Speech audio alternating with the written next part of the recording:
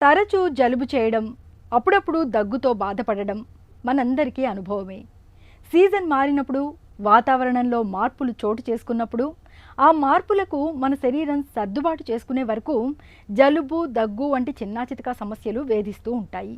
దీర్ఘకాలిక జబ్బులతో బాధపడే వారికి జలుబు, దగ్గు బాధలే పెద్ద సమస్యలుగా మారుతూ ఉంటాయి. జలుబు, దగ్గుతో బాధపడుతున్నప్పుడు ఆ బాధల నుంచి ఉపశమనం కోసం మన సంప్రదాయ వైద్యం, ఆయుర్వేదం చెబుతున్న చికిత్సలు, పరిష్కార మార్గాల గురించి ఇప్పుడు తెలుసుకుందాం.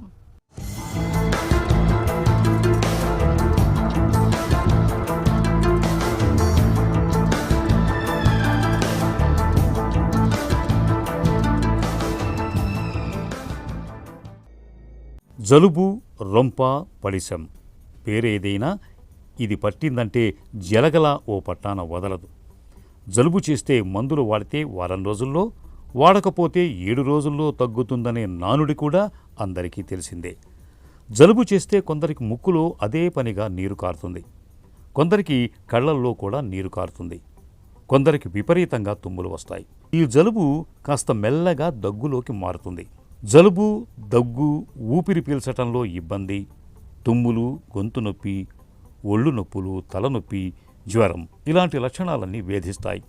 జలుబు చేస్తే ఏ పని చేయబుద్ధి కాదు, ఏమీ తినబుద్ధి కాదు, పడుకుందామంటే ఓ పట్టాన నిద్ర పట్టదు. జలుబుతో వచ్చిన ఇంకో సమస్య ఏమిటంటే ఇది అంటువ్యాధి. ఇంట్లో ఒకరికి వస్తే మొత్తం ఇంటిల్లిపాదిని చుట్టబెట్టేస్తుంది. జలుబు, దగ్గుతో వచ్చిన సమస్య ఏమిటంటే అవి చెవి, గొంతులో కూడా సమస్యల్ని తెచ్చిపెడుతూ ఉంటాయి. ఆయుర్వేదంలో రోగాలకి అనేక రకాలైన చికిత్సలు చెప్పడం జరిగింది. అలాగే రోగాలను కూడా డిఫైన్ చేయడం జరిగింది. అందులో జలుబు, దగ్గు, ఆయాసం అనే ఒకదాని తర్వాత వస్తాయి. అలాగే ఫస్ట్ జ్వరం కూడా చెప్పడం జరిగింది. కాబట్టి జలుబు, దగ్గు, ఆయాసం అనేది ఈ మధ్యకాలం ఈ కరోనా లాంటివి వచ్చాక ఇంకా అధికం అవడము, అలాగే కొంతమందికి యాజ్ ఇట్ ఈజ్ సీజనల్గా రావడం అనేది మనం చూస్తున్నాం. అదేవిధంగా చిన్నపిల్లలకి ఎక్కువ జలుబులు, దగ్గులు వస్తూ ఉంటాయి. దానికి త్వరగా ఏ విధంగా తగ్గించుకోవాలన్నది కూడా చూస్తూ ఉంటారు. ముఖ్యంగా ఏంటంటే జలుబు, దగ్గు, ఆయాసం అనేది సెకండరీగా వచ్చేది. కాబట్టి ఈ దగ్గులో కూడా చాలా రకాలు, పొడి దగ్గు ఉంటుంది, అలాగే కఫంతో కూడిన దగ్గు ఉంటుంది, ఆయాసంతో కూడి ఉండే దగ్గు ఉంటుంది. కాబట్టి వీటన్నిటి కూడా ఆయుర్వేద పరంగా చాలా రకాలైన చిట్కాలు ఉన్నాయి, ఔషధాలు ఉన్నాయి, పద్ధతులు కూడా ఉన్నాయి. ఇనీషియల్గా మనం త్వరగా యాంటీబయాటిక్స్లోకి వెళ్లకుండా న్యాచురల్గా తగ్గడానికైతే 1 or 2 days మనం ప్రయత్నం చేయొచ్చు. అందులో ముఖ్యంగా ఏంటంటే మనం ఆహార పరంగా ఏంటంటే ఈ జలుబులు, దగ్గులు, ఆయాసాలు వచ్చినప్పుడు బాగా చల్లగా ఉన్న పదార్థాలు లాంటివి ఇవ్వకూడదు. అలాగే బాగా కఫన్ చేసే ఉంటాయి, ముఖ్యంగా అరటిపళ్ళు లాంటివి, రాత్రిపూట అరటిపళ్ళు లాంటివి, పెరుగు రాత్రిపూట ఇవ్వడము, అలాగే చల్లటి ఫ్రిడ్జ్లో పెట్టిన ఐస్ క్రీమ్స్ లాంటివి, కూల్ డ్రింక్స్ లాంటివి అవన్నీ ఇవ్వకుండా జాగ్రత్త పడితే కనుక కొంతవరకు మనం ఈ యొక్క అంటే కొన్నిసార్లు ఏంటంటే ఒక 2-3 days ఉండి తగ్గిపోయి కూడా ఉంటాయి. అంటే ఇన్ఫెక్షన్ అవనండి, వాళ్ళ ఇమ్యూనిటీ లెవెల్స్ అవనండి, ఒక్కొక్కసారి 2-3 రోజులు కూడా తగ్గిపోతుంది. కాబట్టి ఇవన్నీ జాగ్రత్తలు. అంటే ఫుడ్ పరంగా ఏం తినాలి అంటే బాగా అప్పటికప్పుడు వేడి చేసి పెట్టిన ఆహార పదార్థాలు, ఎక్కువ మసాలాలు లేని, ఎక్కువ వేపుడు లేని ఆహార పదార్థాలు, త్వరగా అరిగే ఆహార పదార్థాలు ఇస్తే కనుక వాళ్ళు త్వరగా కోలుకుంటారు. త్వరగా వాళ్ళకి ఆయాసం, దగ్గు, జలుబు అనేవి తగ్గడానికి అవకాశం ఉంటుంది. జలుబు ఓ పట్టాన విడవకుండా వేధిస్తుంది. వారాల తరబడి, నెలల తరబడి ముక్కు చీదుతూ ఉండేవారు చాలామందే కనిపిస్తూ ఉంటారు. జలుబుకు దగ్గు కూడా తోడవుతుంటుంది. ముఖ్యంగా పొడి దగ్గు బాగా వేధిస్తుంటుంది. జలుబు, దగ్గు బాధల మూలంగా కొందరిలో చెవి ఇన్ఫెక్షన్లు కూడా తలెత్తుతుంటాయి. ఇలాంటప్పుడు వేధించే జలుబు, దగ్గు బాధల నుంచి ఉపశమనం కోసం ఆహార విహారాల్లో కొన్ని ప్రత్యేక జాగ్రత్తలు తీసుకోవాలి. కొవ్వు పదార్థాలు, మాంసాహారం, పాల ఉత్పత్తుల్ని బాగా తగ్గించాలి. తాజా పండ్లను, కాయగూరల్ని అధికంగా అందించాలి. చికెన్ సూపులు, ద్రవాహారాల్ని తరచుగా తీసుకుంటే మంచి ఫలితం ఉంటుంది. తులసి, మిరియాలతో చేసిన కషాయం జలుబును త్వరగా తగ్గిస్తుంది. ఓ గ్లాసు వేడి నీళ్లలో 1 నిమ్మకాయ రసం పిండి 2 చెంచాల తేనె కలిపి రోజూ పరగడుపున తాగితే జలుబు తగ్గుతుంది. వేడి పాలల్లో చిటికెడు పసుపును కలుపుకుని తాగితే జలుబు వల్ల వచ్చే ఇబ్బందులు తగ్గుతాయి.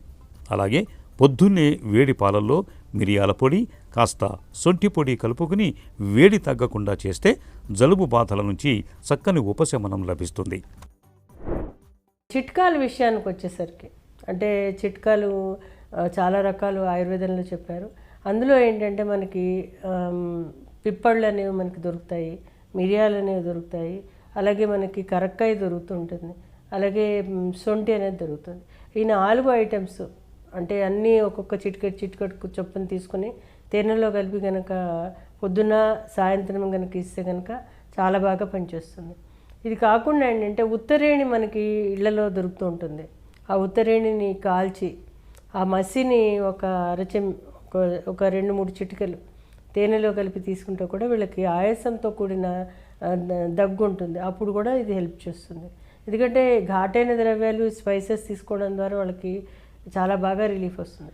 ఇలా కాదు, కొంచెం పెద్దవాళ్ళు ఉన్నారు, వాళ్ళకి దగ్గు వస్తుంది, అన్ఈజీగా ఉంటుంది, అలాంటప్పుడు దాల్చిన చెక్క, అలాగే పటికి బెల్లము, అలాగే పిప్పళ్ళు, మిరియాలు, సొంఠి, లవంగాలు ఇవన్నీ కూడా సమానంగా తీసుకుని చిన్నగా తేనె కలిపేసి ఉండలాగా చేసి పొద్దున్న మధ్యాహ్నం రాత్రి 3 పూట్ల కొంచెం గోరువెచ్చటి పాలతో పాటు తీసుకుంటే కనుక చాలా బాగా పనిచేస్తుంది. ఇంకొక ముఖ్యమైన ఔషధం ఏంటంటే గోక్షూర అంటాం మనం. దాన్ని మామూలుగా మెడికల్ షాప్స్లో కూడా దొరుకుతుంటుంది.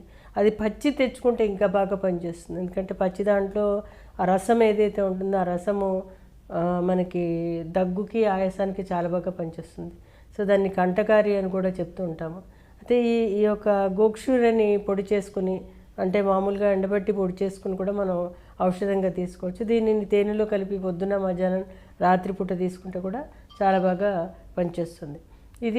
ఇవన్నీ కాకుండా ఏంటంటే ఇంకా దద్దురతో చేసిన కొన్ని ఆసవాల అరిష్టాలు లాంటివి ఉంటాయి, కానీ అవన్నీ కూడా చిట్కాల కింద కంటేనో ఔషధాల కింద వాడితే కనుక చాలా బాగా పనిచేస్తుంది. ఇది కాకుండా ఏంటంటే దగ్గు, జలుబు, ఆయాసానికి ఆయుర్వేదంలో వచ్చిన పరిస్థితిని బట్టి చికిత్స అనేది ఉంటుంది. ముఖ్యంగా ఏంటంటే దగ్గుతో కూడే ఆయాసం ఉంటే, అటు పొడి దగ్గు ఉంటే ఒక రకమైన ఔషధాలు ఇస్తాం, అంటే కనకాసవం లాంటిది, అలాగే వాసకంటకార అవలేహ్యం అనేది, అలాగే తాళిసీ పత్రం అనేది, సితోఫలాచూర్ణం అనేది. అయితే వాళ్ళ యొక్క కండిషన్స్ని బట్టి ఇవ్వడం జరుగుతుంటుంది, అలాగే వాళ్ళ వయసుని బట్టి ఇవ్వడం జరుగుతుంటుంది. అదే చంటి పిల్లలకైతే డోసేజ్ వేరే ఉంటుంది, వృద్ధులకైతే డోసేజ్ వేరే ఉంటుంది. ఎందుకంటే మందులతో పాటు రకరకాల మందులతో పాటు ఈ మందులు ఇస్తాం కాబట్టి వాటి ఇంటరాక్షన్ చూసుకుని ఇవ్వాల్సిన అవసరం ఉంటుంది. ఏదైనా ఉన్నా కానీ సీజనల్గా వచ్చే వాటిని నిర్లక్ష్యం చేయకుండా మనం పద్ధతిగా మందుల్ని టైమ్లీ తీసుకుంటూ ఇతర మందుల్ని కూడా అవసరమైతే వాడుకోవడం, లేదంటే వీటిని ప్రధాన ద్రవ్యం కింద తీసుకుంటే కనుక చాలా త్వరగా కోలుకోవడానికి అవకాశం ఉంటుంది. జలుబుతో బాధపడుతున్నప్పుడు తరచూ వేడి నీటి ఆవిరిని పట్టుకుంటే మంచి ఉపశమనంగా ఉంటుంది. ఒక గిన్నెలో బాగా మరుగుతున్న నీటిని తీసుకుని అందులో కొంత విక్స్ను లేదా అమృతాంజను కానీ కలిపి తల మీద దుప్పటి కప్పుకొని ఆ ఆవిరిని గాఢంగా ముక్కు ద్వారా లోపలికి పీల్చుకోవటం వల్ల జలుబు తాలూకు ముక్కు దిబ్బడ, దగ్గు తగ్గుతాయి. వేడి నీటిలో 2 ఉల్లిపాయ ముక్కలు వేసి ఆ నీటితో ఆవిరి పట్టుకోవటము మంచిదే. నిప్పుల మీద పసుపు కొమ్మును కాల్చి ఆ పొగను పీల్చటం వల్ల కూడా జలుబు బాధలు త్వరగా ఉపశమిస్తాయి. జలుబు, ముక్కు దిబ్బడ ఎక్కువగా ఉన్నప్పుడు కొద్దిగా యూకలిప్టస్ నూనెను రుమాలుపై వేసుకొని వాసన పీల్చితే మంచి ఉపశమనంగా ఉంటుంది. తులసి, అల్లం రసాన్ని తరచూ తేనెతో కలిపి తీసుకున్నా మంచి ఫలితం కనిపిస్తుంది. అయితే జలుబు కారణంగా చెవిలో పోటు వస్తున్నా, జ్వరం లాంటిది వచ్చి శరీర వేడి 102 డిగ్రీలకు మించి ఉన్నా, శ్వాస తీసుకోవటంలో బాగా ఇబ్బంది పడుతున్నా, 3-4 రోజులైనా గొంతు నొప్పి తగ్గకుండా వేధిస్తున్నప్పుడు ఆలస్యం చేయకుండా వెంటనే డాక్టర్ని సంప్రదించాలి.